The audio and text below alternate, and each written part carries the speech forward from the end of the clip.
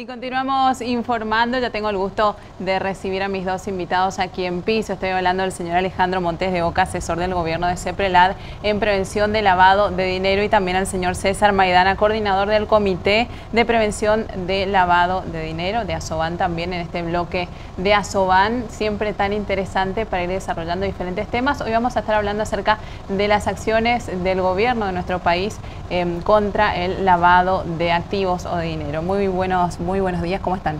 Muy bien. Bien. Muchas gracias por Bueno, vamos a... invitarnos. No, por favor, a ustedes por estar. Y bueno, para hablar acerca desde el vamos, ¿qué estamos hablando cuando hablamos de lavado de dinero? Lavado de dinero es un conjunto de actividades ilícitas, de maniobras, tendientes a canalizar en la economía legal de un país activos, bienes, dinero u otros bienes que tienen origen ilícito, que puede ser de narcotráfico, de corrupción, trata de personas o cualquier otro delito. Perfecto. ¿Eso cómo afecta a nuestro país? Bueno, afecta al país en la medida que distorsiona los elementos de la economía. Es un factor corruptor muy importante porque sabemos los vínculos que existen entre las actividades delictivas vinculadas, por ejemplo, al narcotráfico, al terrorismo nacional e internacional, con la corrupción de las autoridades públicas en los distintos países. Hace unos cuantos años ya se viene haciendo justamente esta lucha contra el lavado de dinero en nuestro país. ¿Cuáles son esas acciones que se fueron tomando? Bueno, hay un conjunto de estándares internacionales que son emitidos por diversas instituciones, cuyo centro es el GAFI, Grupo de Acción Financiera. Ese conjunto de instituciones además está integrado por instituciones del mismo tipo que cumplen las mismas funciones de emitir estos estándares en distintas regiones del mundo. En Latinoamérica existe el Grupo de Acción Financiera de Latinoamérica, del cual Paraguay es parte. Entonces ya hace unos más de 20 años que Paraguay inició un camino de cumplimiento con esos estándares a través de distintas leyes, del establecimiento de instituciones como la Secretaría de Prevención de Lavado de Dinero y Bienes, del establecimiento de obligaciones para los bancos y otros sectores de actividad de reportar operaciones sospechosas, etcétera, etcétera. Lo que pasa es que estos estándares internacionales son dinámicos y se actualizan permanentemente. La última evaluación que sufrió, de la cual fue objeto el país, fue en 2008, y en 2012 se modificaron, se actualizaron estos estándares, y es importante que el país tome medidas nuevas para cumplir, actualizar su legislación y su sistema de lucha contra estos delitos a estos estándares. Y en eso se está. En el año pasado se aprobó un plan estratégico nacional del Estado paraguayo para luchar contra el lavado de activos y el financiamiento del terrorismo.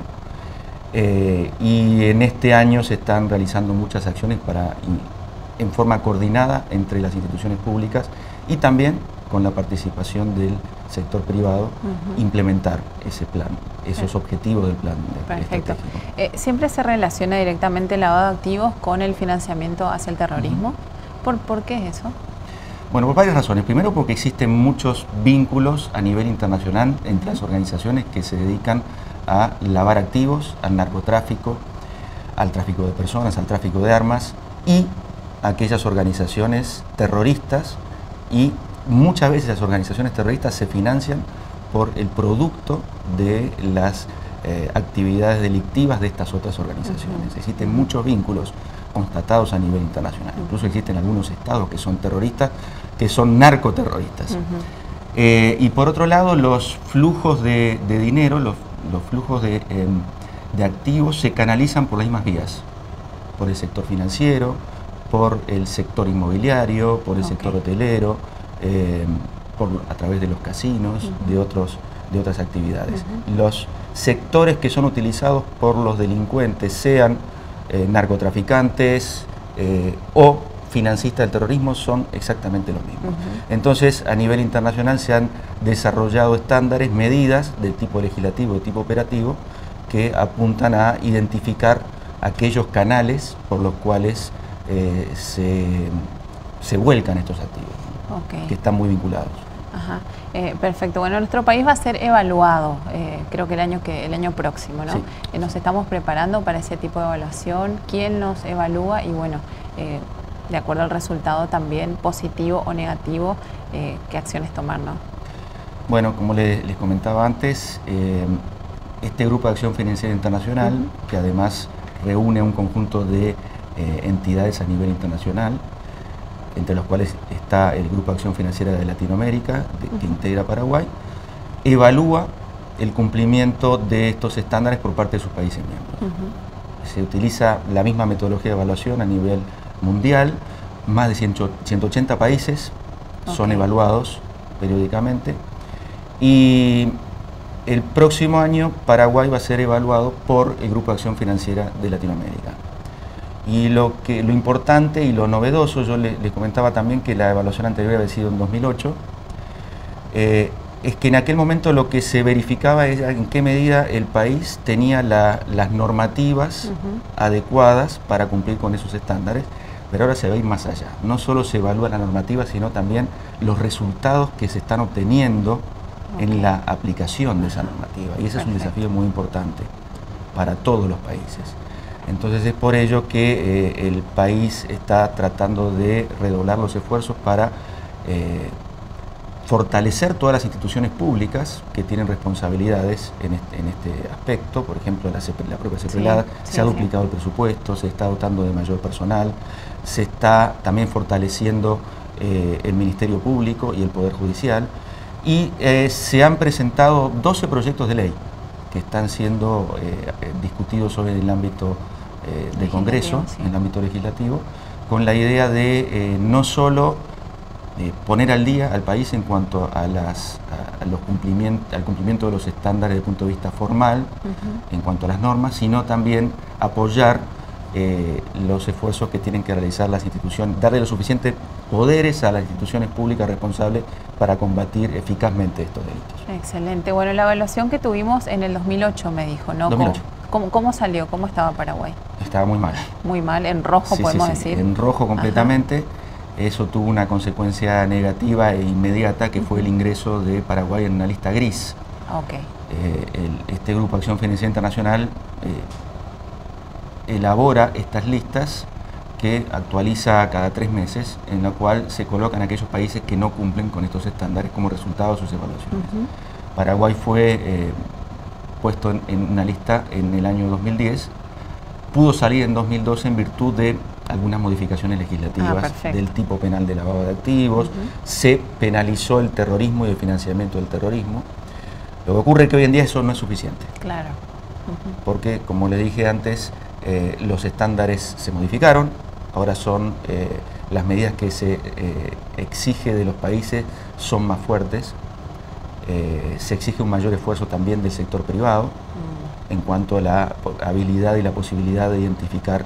O sea, un trabajo en conjunto. Un trabajo en conjunto, eso es fundamental, y es un tema en el cual el país también ha tenido muchas dificultades en coordinar acciones entre las propias autoridades, y más aún entre las autoridades y el sector privado, que tiene un rol muy importante a cumplir en la prevención de estos delitos. ¿Se realizan mesas de trabajo en conjunto entre los dos sectores justamente para esta prevención del lavado de activos? En ese orden, para esta evaluación, y ya desde antes Paraguay ha crecido, ha madurado en ser participativo, en unir entidades públicas y privadas en esta lucha. En ese orden, los bancos, que son sujetos obligados también desde la ley, pero que desde mucho tiempo han colaborado y siguen colaborando con los organismos, ¿verdad? Principalmente con la CEPRELAD. En el esquema de nuestras leyes, nuestras normativas, los bancos y los demás sujetos obligados deben realizar reportes de operaciones sospechosas. Los bancos representan hoy entre el 97 y el 98% de esos reportes. Hablamos de que, para poner en contexto, el año pasado estamos en un orden de 16.000 ROS aproximadamente, reportes de operaciones que los bancos hacen llegar a la unidad de inteligencia financiera de la CEPRELAD para que sean analizados, para que sean puestos a una lupa diferente, con una mayor capacidad de investigación, y también brazos que tiene el Estado para hacer cruzamientos de datos. Perfecto. ¿A partir de qué momento la operación empieza a ser sospechosa? La operación de un cliente, partiendo de una operación normal, Sí. es procesada por la entidad, tiene que ser registrada, tiene que pasar por filtros ya de monitoreos que la mayoría de las entidades ya lo están implementando en tiempo real. Fuera de eso, los sistemas nos permiten hoy tener un perfil de ese cliente transaccional y también un límite operativo en el cual ese cliente debería estar operando. Hoy nuestra normativa, la vigente, nos pide hacer controles de un perfil cualitativo y cuantitativo. En ese orden los bancos apuntan sus monitoreos y todo su esfuerzo en eso. Cuando pasa a ser inusual la operación, cuando sale de esos límites, de esos umbrales, de ese perfil normal de movimientos, y a partir de ahí el banco, la entidad sujeto obligado debe hacer una debida diligencia, debe llevar a otro nivel de consulta con el cliente y de solicitud de documentos para poder fundamentar. Salta como una alarma, sería, ¿no? Claro, cuando ese caso, esa operación, el cliente no lo pudo justificar, ¿verdad? Es ahí donde las entidades financieras emiten un reporte a la CEPRELAD. Ahora, dentro de la región, ¿cómo está ubicado Paraguay? Esa es una pregunta interesante. Uno de los desafíos que tiene Paraguay ahora es poder demostrar efectividad. Pero antes de poder demostrar efectividad hay que lograr efectividad. Sí. Y es muy difícil comparar con otros países porque las evaluaciones que realiza, por ejemplo, el Grupo de Acción Financiera de Latinoamérica, es un proceso que dura aproximadamente unos 5 o 6 años. Y todavía no se ha llegado a evaluar la mitad de los países miembros. Con lo cual es muy difícil decir cuál es la situación de Paraguay y hacer un juicio en función de los informes de evaluación que ya se han aprobado y publicado sería muy parcial y por eso sería injusto. Claro. Habría que esperar cuál es el resultado final de la ronda completa, del ciclo completo en el cual se evalúen a todos los países para decir, bueno, Paraguay quedó en esta posición. Y creo que se está trabajando para que Paraguay pueda estar en un buen lugar, pero no para compararse con otros países, sino para que el país pueda evitar ser tomado por la delincuencia. Yo creo que en eso se está trabajando y ese es el esfuerzo principal y el objetivo principal que tanto el sector público como el sector privado tienen. Muchas veces existe una imagen a nivel no solo internacional sino también nacional muy negativa sobre cuál es la situación del Paraguay respecto de la lucha contra la delincuencia. Y creo que es el momento que Paraguay tiene para demostrarse a sí mismo que esa imagen no es la que el país quiere para sí mismo. Claro. Y creo que se están haciendo todos los esfuerzos para que eso así sea, pero es importante que la sociedad toda tome conciencia, que todos tienen un rol a cumplir en esto. Así es. Y hablando de la sociedad, ¿cómo le afecta a la gente común el lavado de dinero, ¿no?, en un país? Bueno, fíjese que pensando desde el punto de vista de las consecuencias que podría tener una evaluación negativa para el país, que es una nueva inclusión en la lista gris. La lista gris es un nombre que se le da a lo que formalmente se denomina lista de países no cooperantes y con riesgos de lavado de activos y financiamiento del terrorismo. Es un nombre muy largo, por eso todo el mundo le llama lista gris. Y tiene consecuencias casi inmediatas. ¿Por qué? Porque primero, el primer sector que recibe consecuencias es el sector financiero, empezando con el sector bancario. Porque el sistema financiero internacional empieza a tomar medidas contra los países que están en esa situación. Y las primeras medidas son el corte de corresponsalías bancarias, que quiere decir no tener relaciones financieras con ese país.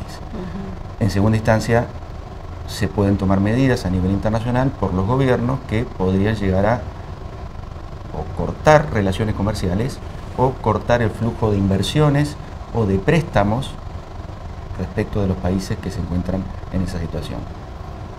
Y eso va a tener una consecuencia inmediata para la economía del país, empezando por el sistema financiero, pero siguiendo por los otros sectores de la economía, y eso se va a manifestar en menores oportunidades de trabajo para los paraguayos.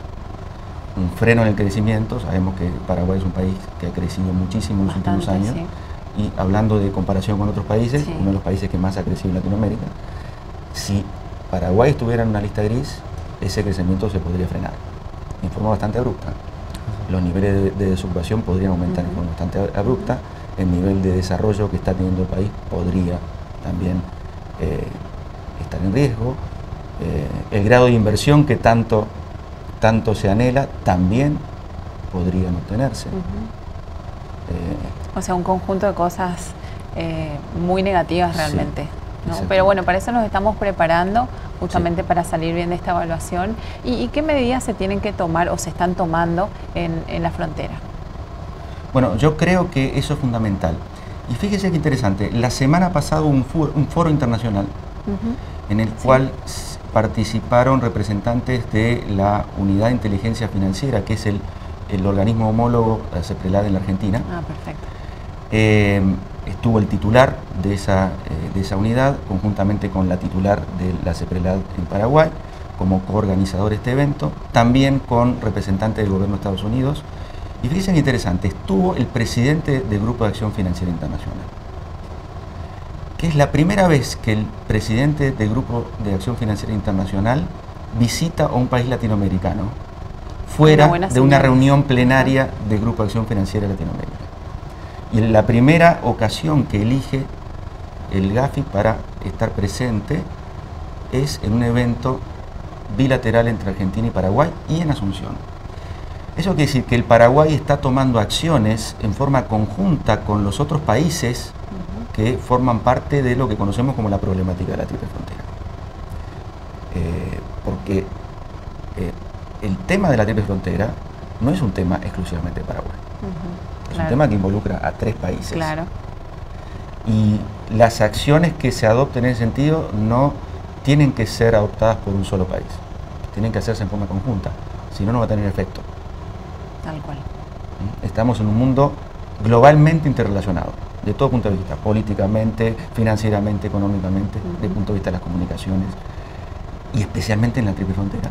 Y claro, y más por la imagen quizás que tiene la triple frontera, ¿no? Tiene una imagen muy negativa, muchas veces no se sabe de qué estamos hablando cuando hablamos de la triple frontera. Y siempre paga el pato el más vulnerable. ¿Y quién es el más vulnerable? Paraguay. Y eso es injusto, desde mi punto de vista.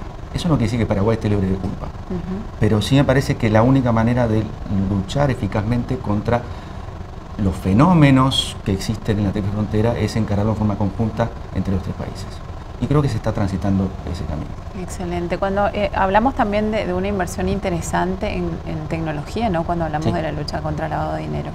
¿Hay que invertir mucho o eso, bueno, eso se relaciona mucho también con el cambio de hábitos, de mentalidad también, ¿no?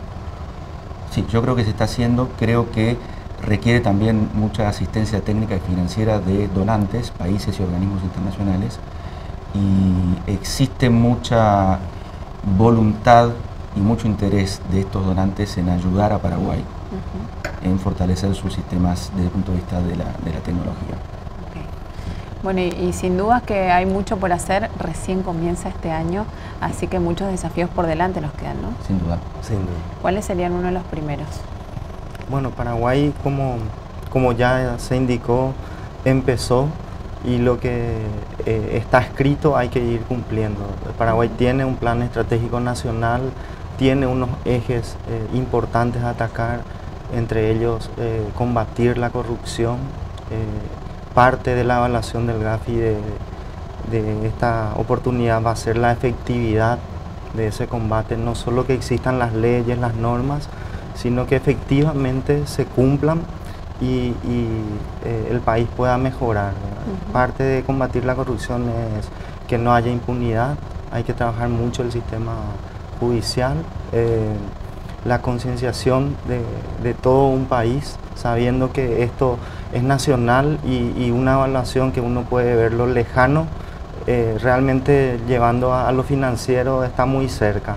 ¿Por qué? Porque al afectar las relaciones, como indicó Alejandro, de corresponsalía, un importador, un exportador, una persona que hace comercio internacional se va a ver afectado, los costos suben, si no hay un de-risking de bancos, una salida, quien se quede aumenta los costos.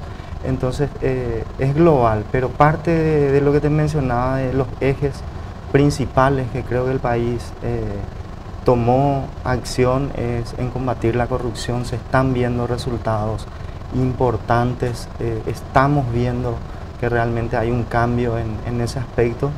Sobre la corrupción, otro punto muy importante es el contrabando, que afecta un poco las fronteras que estabas mencionando. Y combatir la economía informal. Paraguay tiene aproximadamente un 40% de una economía todavía informal, entre comillas. Eso no quiere decir que lo que esté haciendo esa persona sea precisamente algo ilícito, pero sí que esa persona no está en un radar de control adecuado, en un sistema financiero, con las documentaciones adecuadas que hoy pide la SED. Entonces hay mucho camino por recorrer y muchas entidades involucradas, ¿verdad? O sea, es un trabajo que le toca hacer hoy al país, a tanto entidades públicas y lógicamente las privadas, en el cual cada uno tiene que hacer bien sus deberes dentro de esos ejes del plan estratégico. Perfecto, bueno, mucho por hacer y nos queda todavía mucho por hablar. Yo les agradezco muchísimo por estar acá y sin dudas que los espero para una segunda ronda de charlas para ir debatiendo de cómo se va desarrollando todo esto en este 2019, todas las acciones que están tomando, cómo nos seguimos preparando para esta evaluación del año que viene, que es tan importante a nivel país. Así que, señor Alejandro Montes de Oca, le agradezco muchísimo, a usted también, señor César Maidana, y los espero pronto. Cuando haya novedades, sin dudas vamos a estar acá nosotros, así que nos vamos a seguir comunicando. Muchas gracias, hasta luego. Muchas gracias, Laura. Gracias.